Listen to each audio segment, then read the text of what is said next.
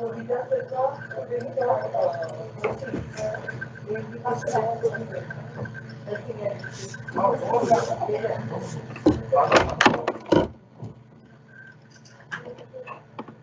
morning, everyone. This is Dr. Swapnil Gadve. I'm an assistant professor from Symbiosis School for Open and Distance Learning, a department of Symbiosis International, GIM University. Today, we are going to talk about e-health or an electronic health.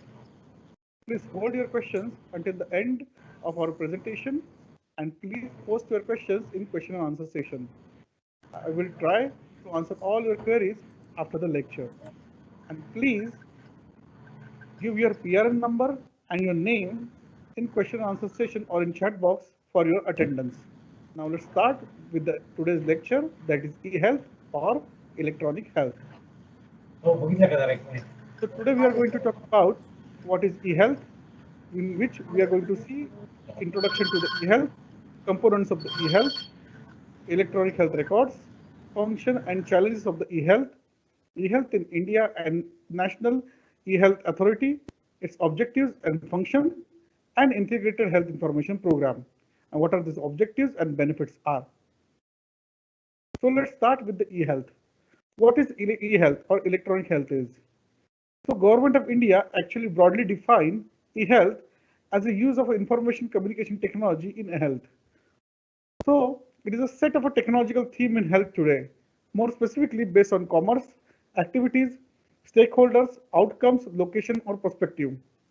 So in general, you can say that any kind of use of information communication and technology is considered as e-health. So technology was viewed as both tool to enable the process or for providing the function or services, and as embodiment of the e-health itself. Because you can understand that e-health or electronic health is a broader terminology which also serves as a tool or unable to serve as a process or function at the same time. So let's see what are the components of the e-health. So first we have the electronic medical record. The records of medical information or health information of each patient in electronic format is generally defined as an electronic medical record. So what are the benefits of this electronic medical record? Electronic medical record or EMR enable health professionals to make informed decisions, improving patient safety and facilitate risk management. Now we also have telemedicine, telehealth or mobile health. In our last lecture, we have seen about telemedicine and telehealth in detail. So what is telemedicine and telehealth is? It is a delivery of health services using the information communication and technology. And what is mHealth? mHealth is a medical or public health services supported by the mobile devices such as mobile phone, tablets, patients, monitoring device, and other wireless services. What benefit we get by using the telemedicine, telehealth, or mHealth? It actually improves the efficacy in terms of the resources, provide access to the healthcare, and it provides the healthcare where the geographical distance present as a barrier and facilitate the continuity of the care in such a location. Then we have an e-learning system. E-learning is a use of ICT for the learning. And then continuing education in information, communication and technology, that is ICT, which is the provision of the courses or program not necessarily formally accredited for the health professional that helps them to develop the skill in ICT for application in health. Both e-learning and continuing education information in ICT improves the quality of the education, increase the education access, then it makes new and innovative form of education available to the more people. Then last component we can say is interoperability. What is interoperability is? It is referred to the communication between the different technologies and software application for efficient, accurate, and sound sharing and use of a data. What is the benefit of the interoperability? It enables the exchange and use of reliable data in efficient and integrated manner. So please think interoperator reliability as an Apple ecosystem, where you have different hardwares and different softwares running with the different kind of the devices, and this is an integrated system where you can actually share the information through these different devices and softwares on integrated platform. And each one, a stakeholder, can actually share this information. Here, just take a look at the diagrammatic representation of the interoperability. We have physician, we have health plans, laboratories, healthcare associations, registered medical practitioners, registries, electronic registries, and hospitals. All they can access the information which is generated during the patient care. Then we have mHealth application development. Here we can see the devices which can actually collect the data. Then there is a mobile application for mHealth, and this is a diagrammatic representation of the EMR, that is electronic medical records. So what are the benefits of e-health or electronic health for that matter? It's summarized in 10 E's. What are these 10 E's are? Efficiency, enabling, enhancing quality, evidence-based practice, extending the services, empowerment of the consumer and the patients, education, equity, ethics, and encouragement. So let's see what is efficiency is all about. When you talk about the efficiency in e-health, it is one of the promises e-health is increase of the e-health is to increase the efficiency. It achieves the efficiency by decreasing the cost, and one of the possible way is by avoiding the duplicative or unnecessary diagnostics or therapeutic interventions through the enhanced communication possibilities between the healthcare establishment and through the patient's involvement. Then it also enhances the quality of the care, not only by reducing cost, but at the same time improving the quality, and enhance the quality by allowing comparison between two providers, involving the consumer as an additional power of quality assurance and directing patient stream to the best quality providers. Then we have evidence-based. E-health intervention should be evidence-based in sense that there is effectiveness and efficacy should not be assumed, but proven by the rigorous scientific method. Then empowerment of the consumers and patients by making the knowledge basis of the medicine and personal electronic records accessible to the consumer over the internet. E-health opens the new avenue for interaction between the patient-centered medicine and enables the evidence-based choices, which empowers the consumer or patient at the same time. Remember, in healthcare, consumer is not always a patient and patient is not always a consumer. Then we have an encouragement of the new relationship between the patient and health professionals towards the true partnership, where decisions can be made in a shared manner, where patient can actually participate in decision-making process of the for his health. Then we have education. We can have a physician education online sources by continuing education, that is the CMEs, or we can have a consumer's education by health education or tailored preventive information for the consumers. Then enabling the information exchange and communication in standardized way between the healthcare establishment. 8. Extending the scope of the healthcare beyond in conventional boundaries. So when we are talking about extending the scope of the healthcare beyond the boundaries, we're talking about the geographical sense, and at the same time we are talking about the conceptual sense. E-health enables the consumer to easily obtain the health services online from the global providers. These services can range from the simple advice to the complex interventions or the products such as pharmaceuticals. Then there is a matter of ethics, where e-health involves a new form of the patient-physician relationship. It also has a new form of the patient-physician interaction, and it also leads to another issue of the ethical online permissions, informed consents, privacy and equity issues. Then we have a major equity-related benefit. For equity, we have issues with the have and have-nots. We have a digital divide, that is problem in accessibility to the electronic healthcare system between the rural and urban population.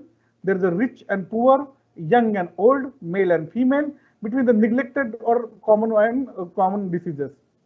So this digital divide actually creates a problem to accessibility and the adoption of the e-healthcare in the developing countries. But we can overcome this problem with the electronic healthcare system by establishing the infrastructure for the e-health. So as I understand, the benefits of the e-health and 10 E's involved in the benefits of the e-health or electronic health. Let's move forward and let's look at the challenges in implementation of the electronic health system. Normally, these challenges are divided into the two different categories. One is the technical challenges and another is the non-technical challenges. First, technical challenges. Technical challenges are availability of the technical assistants, techno-savvy human resource. As you know that we don't have a techno-savvy human resource. We don't have a healthcare workers or the clinicians who are actually techno-savvy in providing the e-healthcare. We have problem with the data and service reliability. We have issue of the bandwidth and issue of the penetration of the digital network in the rural and remote areas. We have data management issues. We have a scalability problem. We don't have a flexible systems which can work across the different devices and different softwares at the same time. Then there is the issue of a data privacy and data security whenever electronic healthcare is come up. Then let's look at the non-technical challenges. First is organizational challenges. As I told previously also, organizational challenges are the major hurdle in adopting the implementation of the electronic healthcare. Then we have legislation and standard issues. We have a data ownership. Who is going to own the data which generated throughout the process? Then there is a trust and legal liability issue, usability issue, and end users experiment. How actually end user is experiencing the whole e-healthcare. What is his benefit or what is his perceived risk or benefits? What is beliefs about the using or adopting this electronic healthcare system? With acceptability from the patient, whether he is going to accept this system or not. These are all very difficult to address non-technical challenges in implementation of the e-healthcare. Now the major part of the e-healthcare is electronic health records. So let's look at the electronic health records. An electronic health record is a collection of various medical records that get generated during any clinical encounters or event. So to understand that EHR is a very broader term compared to the EMR. EHR is actually a compilation of your health record throughout the different physicians, throughout the different diagnostic techniques, and throughout the different conditions over the time of period. So the purpose of collecting medical record as much as possible are manifold into the better evidence-based care, increasing accurate and faster diagnosis that translate into the better treatment at the lower cost care, avoiding repeating unnecessary investigation, robust analytics, including predictive analytics to support the personalized care, improve the health policy, based decision on the better understanding of the underlying issues, and all translating it into the improved personal as well as the public health. So this is the main purpose behind the collecting the medical records or keeping the electronic health records. So this concept of the EHR is what formulated to integrate an individual's multiple physician-generated electronic medical records and patient-generated personal health records. So once you understand, let's hope you understand the concept of the ESR. Now let's move into the functions of the electronic health record or EHR. There are four major categories in functions. One is practice management. Second is clinical management. Third, the system management. Fourth, the drug management. So let's see the practice management. In practice management, we have a contact management system. We have cost-effective analysis. We have differential diagnosis software integration. We have image filing system, quality assurance system, timeliness of care management measurement, and hospital admission and discharge management system. All these systems or management systems are actually help to improve the practice or the free flow of the patients from the institutes. Then clinical management. We can actually compile the chief complaint or the clinical guidelines. We can actually document the clinical rationale and the service line which is provided. We can also set up the reminders and alerts for the medication, for the diagnostic treatment or sample collection. Then we also provide the continuous monitoring of the vital signs through the clinical management system. Then we have a system management. In system management, we can maintain the audit trail log. We can have an electronic data repository, and we can actually make them a HIPAA compliant. Those who don't know HIPAA is a guideline which is voluntary for actually processing or collecting or sharing any kind of the health related documents. Then there is a lab interface we can set up with the commercialized personalized view of the data by user reference management system and remote logon system. Then last, we can look at the drug management system where we can have allergy checking, we can have alternate medication history, a chemotherapy, we have chemotherapy balance sheet analysis. Then we can have a drug to drug interaction checking, electronic pharmacy system interface. We can manage the e-prescription and refill maintenance through the drug management system. So all these functions can be carried out using the electronic health records. As you can see, all these systems, the contact management system, the audit trail system, the clinical guideline system or survival analysis, monitoring of the vital signs, all this collected data is in the electronic form is actually called as the electronic health care records. And how this is how the EHR actually going to improve the practice, the clinical management of the patient, how to manage the efficiently the hospital systems and drug management or material management. Then what are the barriers we are looked at the adopting the EHR or the electronic health records? So we know the benefits, but what barriers are? The three major barriers in adopting the EHR. One is process, second is the technical infrastructure, and third is the financing. So look at the process related barriers. There is an imperfect user interface platform, and as you know, medicine is not a quantifiable science like physics or chemistry. Medicine is also an art. So there is a problem with actually provide the correct algorithm or to actually correct the programming for the diagnosis purpose. Fragmentation of the medical information. Our medical information is actually fragmented all across. Some of them is actually presented in the physical format. Most of them we do not actually carry out throughout the time.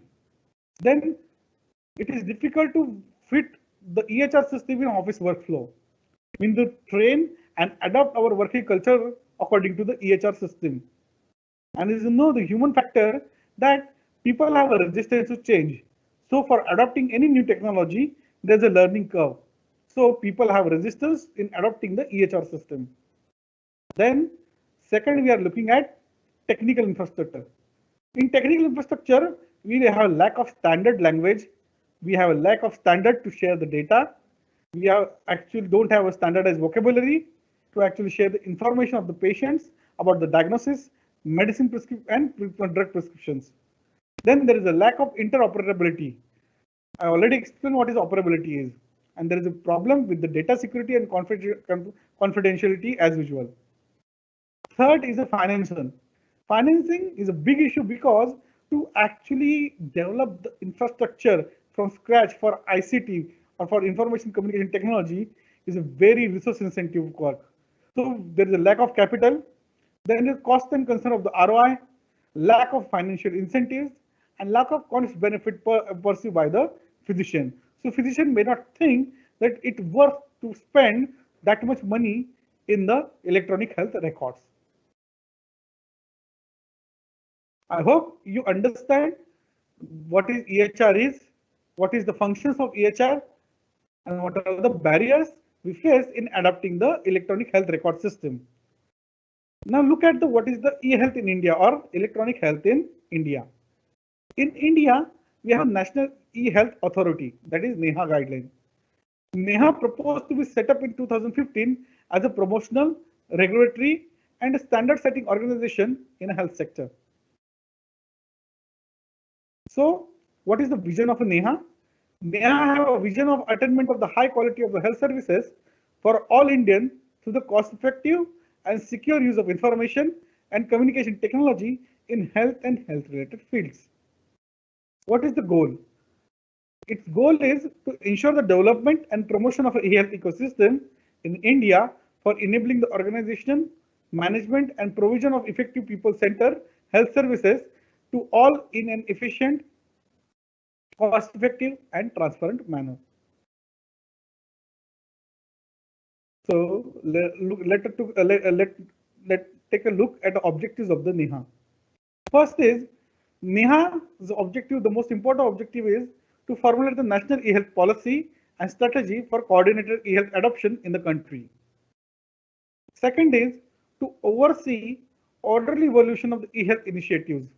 There are different initiatives are taken by the various states and the nation. It's NEHA's duty to oversee the evolution of this e-health initiatives all over the India. To promote the setting of the state health record repository and health information exchange to facilitate the interoperability. So major objective is to facilitate the interoperability. As you understand previously, the major hurdle in adopting the electronic health record form is about lacking a standard definition, standard language, and lack of interoperability. So NEHA is here for promote the setting up the state health record repository and health information exchange to facilitate this interoperability.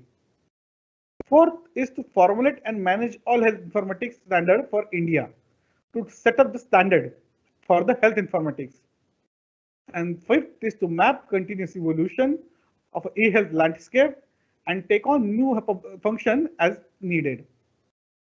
So it mapped the continuous evolution of the e-health landscape in India and take on the new function if needed to add in this particular initiatives. Sixth is to lay down the data management, privacy and security policies, guidelines, and health records for patients in accordance with the statutory provisions.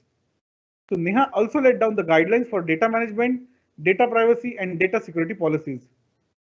Then NEHA also involved in enforcing the laws and regulation relating to the privacy, confidentiality, and security of the patient's health information and its records. NEHA coordinates the efforts across the departments and ministries and lies with other related policy regulatory groups to ensure the consistency and the coherence. NEHA also helps to enable the ecosystem that involves the stakeholder to improve care delivery and health outcome. So these are the 9 basic objectives of the NEHA, that is National Electronic Health Authority. Let's see what are the functions envisaged in the NEHA. So first is the policy and a promotion. So working out the vision of the NEHA is actually involved in strategy and adoption plans with time frame priorities and roadmap in respect to the e-health adaptation by all stakeholders, both by public and private providers. NEHA involved in formulating the policy for the e-health adoption that are best suited for the Indian context and enable and accelerate the health outcome in terms of the access, affordability, quality, and reduction in disease mortality and morbidity. Then it is engaged with the stakeholder through the various means so that e-plans are adopted and other policy, regulatory and legal provisions are implemented by both public and private sector stakeholders. NEHA's another function is to provide through the leadership in area of the healthcare and mobile healthcare. NEHA's another function is to develop the standard and release and maintenance of these standards. So Government of India, Ministry of Family Health and Family Welfare published the EMR and AHR guideline in 2013. Then they also adopted the new guideline in 2016. Similarly, Ministry of Health and Family Welfare has become a member of ISTSO with view of the widespread adoption of the new regulatory body, new regulations in India. Then, Minister of Health and Family Welfare nominated the CDAC from Pune as an interim agency for initial focus of the NEHA would be on addressing the implementation of the issues and promoting the mechanism in support of the same initiative. Concurrently, NEHA will be nurtured to undertake the role of a standard development, maintenance, and support of the agency in area of the health informatics. Third function of the NEHA is legal aspect, including the regulation. NEHA will be set up through the appropriate legislation act of the Parliament. It is to be proposed to address the issue relating to the privacy and confidentiality of the patient's electronic health record in the legislation. NEHA may act as an enforcement agency with suitable mandate and suitable powers. NEHA will be responsible for enforcement of the standard and ensuring the security, confidentiality, and privacy of the patient's health information and records. Then, fourth function of the NEHA is setting up an electronic health exchange for the interoperability. So, NEHA, while avoiding the implementation role by itself, will prepare the document relating to the architecture, standards, policies, and guidelines for our e-health stores, higher education system. It may also initiate and encourage the different private organizations and corporates to close consultation with government and central and state and industry for implementation and use of e-healthcare. Later, it will lay down the operation guidelines and protocols, policies for sharing and exchange of data, also provide the audit guidelines, and this shall be guided by the experience of the operation and global best practices and consultation with the stakeholders like Minister of Health and Family Welfare, then state governments, and other public-private providers, academia, research and development labs, and other involved factors. Then fifth and major function of the NEHA is capacity building. NEHA will be involved in spreading awareness about the health informatics, e-health to healthcare delivery professionals through the various educational initiatives, and flexible course according to the background of the learner will be form components of the NEHA activity, as it seems to be as a critical acceleration of the adoption of the e-health. Then there is the certification framework. NEHA will be involved in providing the certification framework for the e-health users and e-health providers. Then NEHA will be laid down the operational guideline and protocol for policy of sharing, exchange of the data, and audit guidelines. I hope you understand what is the National e-health authority is, what is its vision and goal is, and what objective it serves, and what function is going to carry out once it has been a legislation passed by the parliament. Then at last we are going to see the integrated health information program, that is IHIPP. IHIPP was the objective of the IHIPP was to provide the interoperability of the various EHR systems already implemented. An integrated health information platform is being set up by the Minister of Health Family Welfare. So what are the objectives? The objective was to attain the high quality of the health services for all Indians through the cost-effective and secure use of the information and communication technologies in health and health-related fields. And another objective is to enable the creation of the standards, compliance to the electronic health records of the citizen of a pan-India basis, along with the integration and interoperability of the EHRs through the comprehensive health information exchange as a part of this part of the centralized accessible platform. So now we look at the IHIPP. So IHIPP is integrated health information platform, which is web-enabled near real-time electronic information system. So we have to understand. So it's a web-enabled and real-time information system that embedded within the applicable of the Government of India's e-government standard, information technology data, and metadata standards. And it will provide the state-of-art single operating picture with the geospatial information for managing the disease outbreak and related resources. As you understand, it mostly serve as a state-of-art single operating picture. It will also provide the geospatial information for management of the disease outbreak. So what else IHIPP can provide?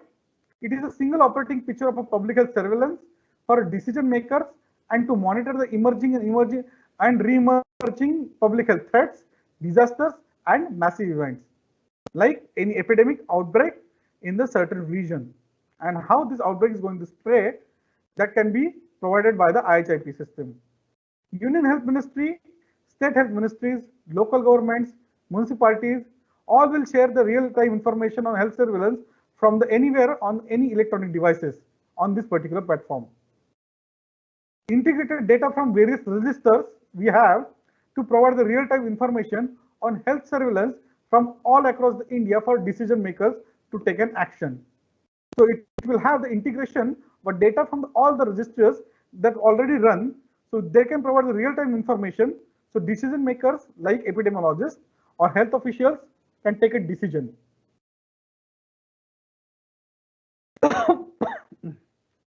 Then interpreting the geographical correlations of the person with their socio-economic and demographic attributes.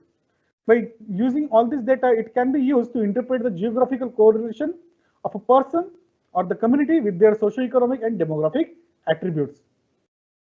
Geospatial epidemiology and health surveillance can be described and analyze geographical variation among the diseases in the context of the demographic, environmental, behavioral, socio-economical, genetic, and infectious risk factors.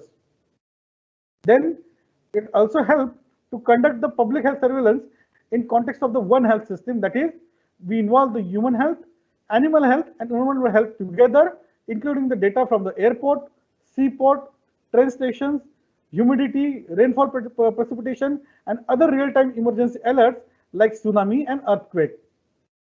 All data contained in IHIPP has a public health surveillance attributes. It can explain person, place, time, and all data has been geocoded for the geographical references. Then, once we understand what IHIPP can provide, let's look at the benefit. IHIPP provides a vehicle for improving the quality and safety of the patient care by reducing the medication and medical errors. It also stimulates the consumer education and patients' involvement in their own healthcare. It can increase the efficiency by eliminating the unnecessary paperwork. It provides the caregiver with the clinical decision supports for the more effective care and treatment. Then it eliminates the redundant and unnecessary testing, basically by avoiding duplication of the testings. IHIP can improve the public health reporting and monitoring. It creates a potential loop for the feedback between the health-related research and actual practice. It also facilitates the efficient deployment of emerging technology and healthcare services.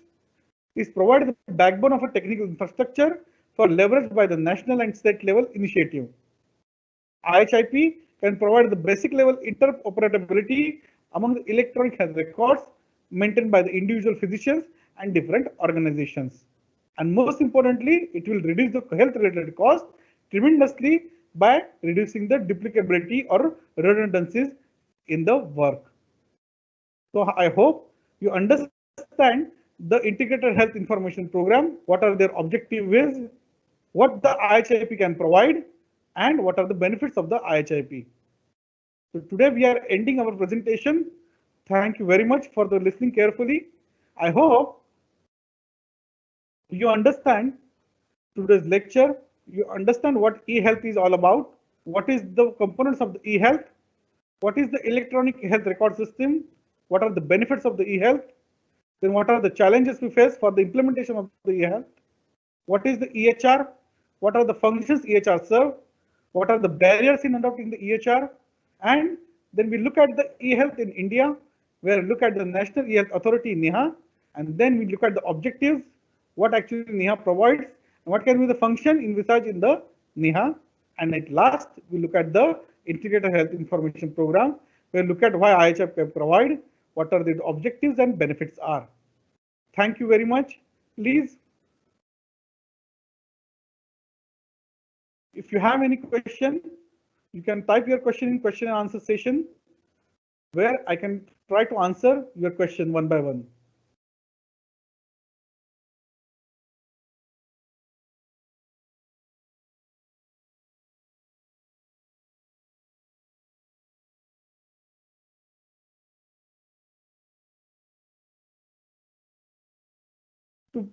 I request you to please share your PRN and your name in a chat section or question and answer section, so we can have your attendance.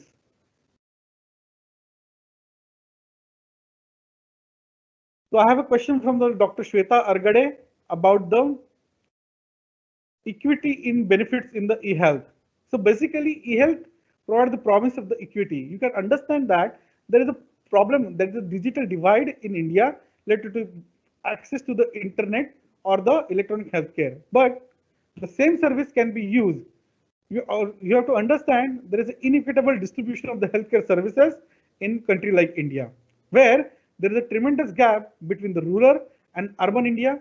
There is a tremendous gap in accessibility to the healthcare among the urban poor and the urban rich people also.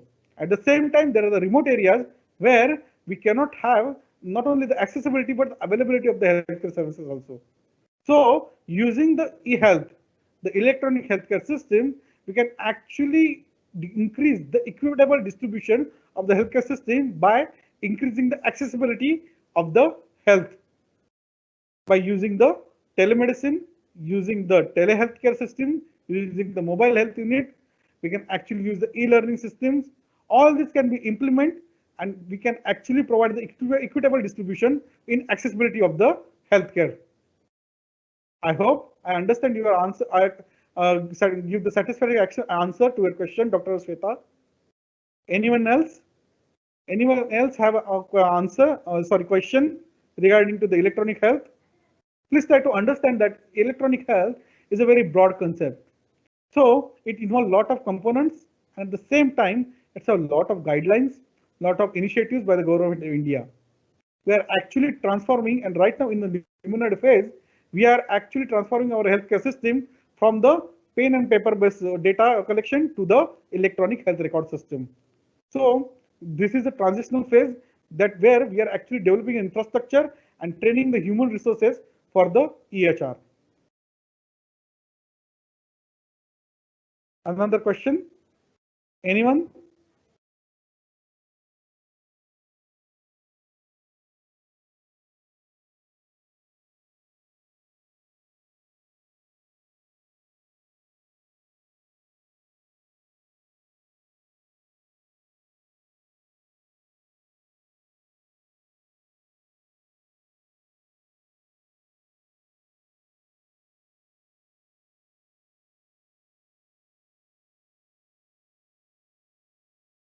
I request everyone to please write down your PRN and your name for your attendance. And if you have any question, please, you can put your questions in question and answer session.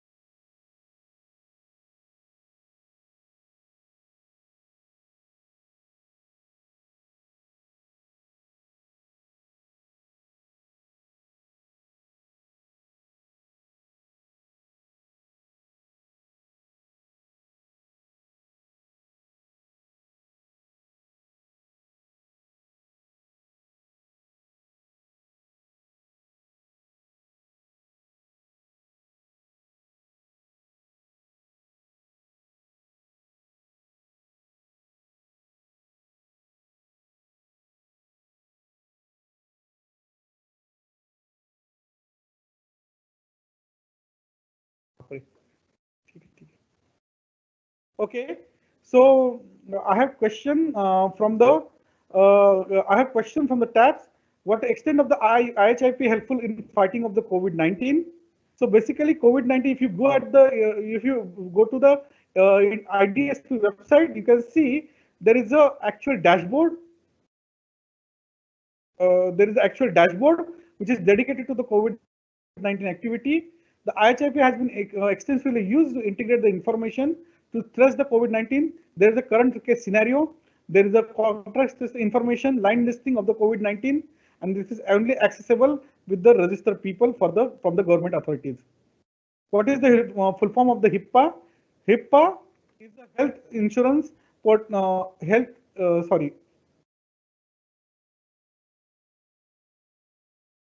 Just give me a second.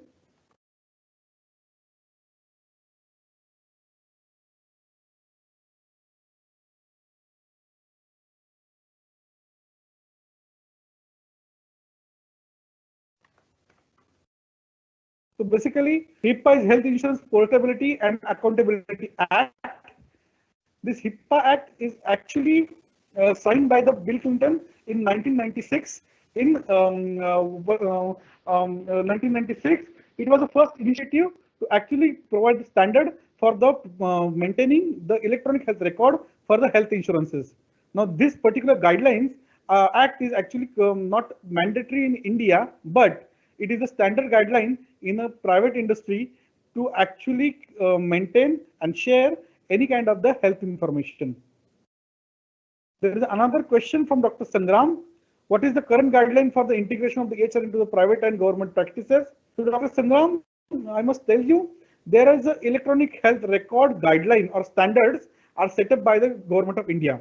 In 2013, the Ministry of Health and Family Welfare come up with the expert panel which actually set up the guideline for maintenance and the maintenance of the EHR EMR for integration of the data between the different healthcare facilities. These guidelines then further improved in 2016 and approved by the Ministry and Government of India. You can have access to this particular guideline. They are available on the internet. I hope I give the satisfactory answer for your question. Okay, Dr. Shweta Argade. I hope now you're hearing me. There is another question by RM Kabira. What is the techno-savvy HR? So techno-savvy HR is nothing but the people who are actually understand how EHR works, what are the guidelines are, how exactly handle the data, what are the data security measures are taken should be taken to share the data with the different authorities, and what kind of access should be given to the personalized healthcare data to certain people. So we have to train the HR or human resources for this particular task of maintaining the electronic health record. That's what we mean when I use the word the techno-savvy HR in context of the electronic health.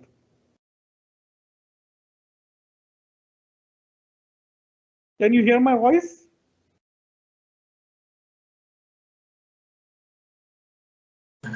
Yes, sir. Okay. Then we have another question. I think Taf, I answered your question. Your question was, I think, up to what extent IHIP helpful in fighting the COVID? I told you already that you can go to the IDSP website. IHIP have been extensively used in fighting the COVID-19. There's a dashboard which have a real-time information about the current scenario of the COVID-19. You can also provide the case taken information and line listing of the patient also. There is a question from the Jyotishri. What are the e-health challenges, especially in India? So Jyotishri, the major challenge first is a lack of trained human resource, as I told you. Second is a low penetration of a digital or a digital technology in rural India, and digital network, a low penetration of the smartphone in the rural and remote area, and there's a problem with the bandwidth. The average bandwidth or where there's low bandwidth in the rural and remote area.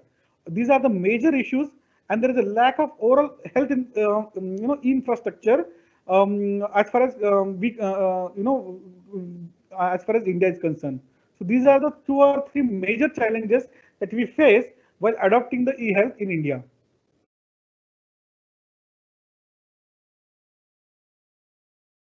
I think there is some problem with the internet bandwidth, as I told you. That's why there is a problem in hearing. But I hope that right now you are actually able to hear my answers. So there is a question from Dr. Shweta Argade about the certification framework. So certification framework means basically NEHA is actually authority with the national electronic healthcare. So it provides the certification framework for the people who are going to provide the e-healthcare, whether it's a private or public. They have to follow certain standards. So they have to certify something. So this certification framework will be similar of the ISO framework that we actually use. So this certification framework will be similar to that of the ISO framework in context of the e-healthcare. Okay, so it can NEHA is actually going to set up some standard for providing the e-healthcare services.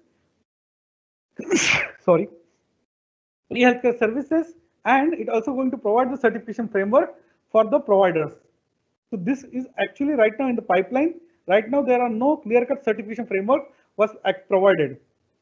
I hope I answered your question satisfactorily, Dr. Shweta. Dr. Jyotishri, I hope I answered your question also. Anyone else? If you have any question, please. And by any chance, if I'm not answering your question, please repeat your question. I will be more than happy to answer your queries. There is some problem with the network bandwidth, so there is some problem lag, or maybe there is some disturbance in the voice or video.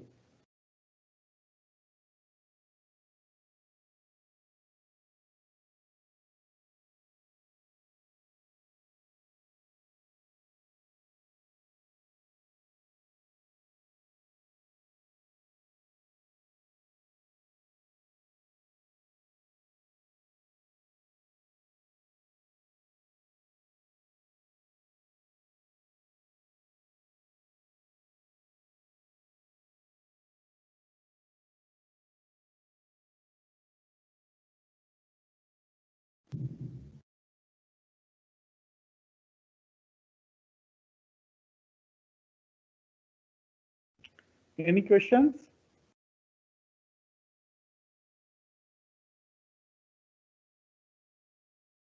So there is a question from Jyotishri about how are the authenticity of the data certified through the EMR. Please try to understand data is not certified, okay, for its authenticity through the EMR.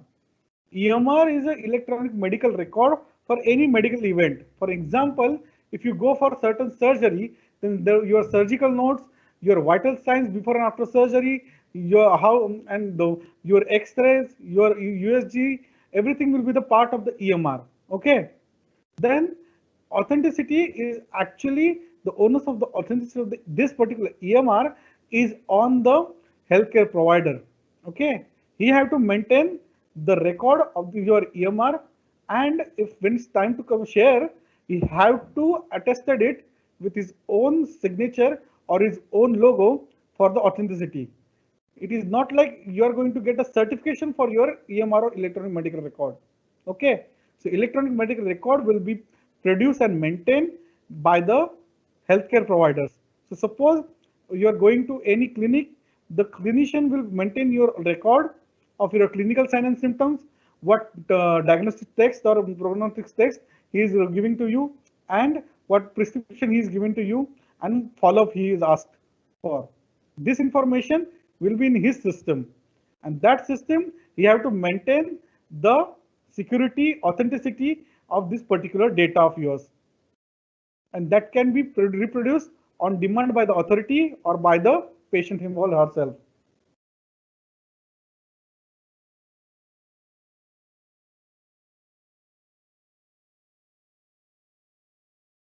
Okay. Another question by the Kamila, what are the legal possibilities in IHIP? I don't understand the you're talking about the legal possibilities of the IHIP. In which context can you please explain? Because as far as IHIPP is concerned, IHIPP is just a platform where data is going to be integrated from the different registries and different resources. So any legal possibility or legal implication about the data security or authenticity of the data is concerned are applicable for the IHIP platform also. So you have to maintain the data security. You have to follow the particular guidelines to provide or share the data on a common platform or with the data with the third party. For an example, if you want to share the information for a research purpose, which is actually integrated by the IIP, integrated by this particular platform, then you have to make sure that that data is anonymized and there is no name or identifiers are actually included in data shared with the researcher. I think, Amira, your question is very vague. Legal possibilities of NEHA. NEHA is itself going to be a authority in India, which will be the implementing authority and which will be come into existence after passing a legal legislation in Indian Parliament. So you have to understand NEHA is an authority and IHIP is an integrated platform. I hope I answered your question. Anyone else? And I must add that NEHA is actually one of the authority which is going to play a role in actually deciding the standard and legislation about the e-healthcare platforms, data sharing, and integration of the data from the different other sources.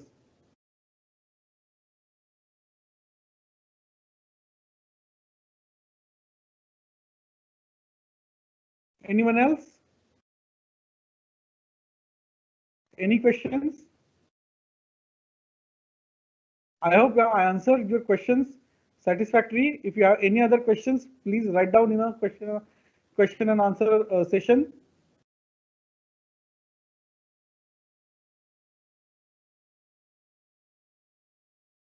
If you are not able to share your question now, you can actually email me. We will do our best to answer your queries.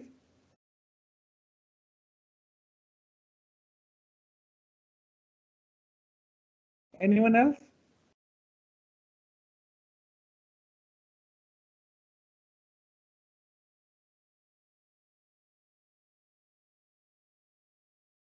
Should I consider that there are no more questions from your side?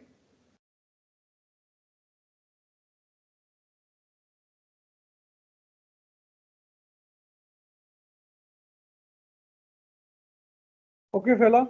Thank you very much for attending the today's lecture. This is Dr. Swapnil Gadve signing out from this section.